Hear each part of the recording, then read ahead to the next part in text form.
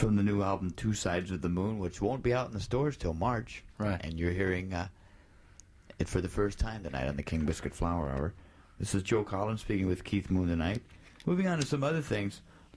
Peter, who had been really into Mayor Baba for a while, I guess he still is. Yeah, very much so.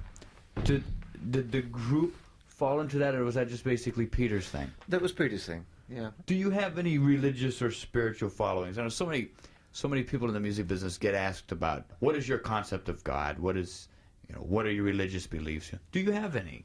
Yeah, Cavossier. All right, moving on to other things. Dave. Okay, Joe. Now we're getting down. Sorry you asked that. No, I'm not sorry. It's just a little more insight into you. Before we close, I guess we should get to Odds and Sods. We've been talking about the new album, but Odds and Sods, which is doing quite well. How did that come about? Because actually they're tunes like 6, 8, 10 years old. John found the tracks.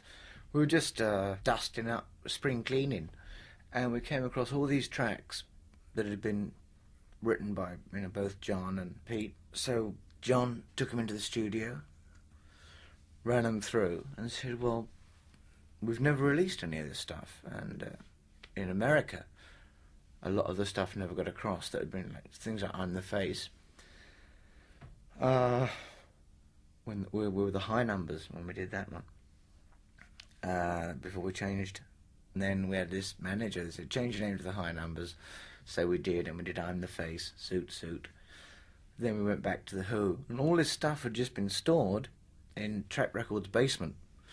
And John Entwistle was ferreting around down there, and I didn't know quite what he was looking for or what he was doing there, but I shan't go into that. And he just came out with these boxes of like mildewed, dusty tapes. So we put them on, and John said, well, I'll spend some time in the studio mixing them. And voila, Odds and Sods, which is exactly what they were. There's bits and pieces that Pete was writing, experimenting with before Tommy, Glow Girl, for example. There's stuff that John had written for albums. There were, when we were thinking of we say we're going to now. When I was doing Two Sides of the Moon, I'd get 15 songs. And on the album there's 10. So the 5 that I did are going to go into the vault.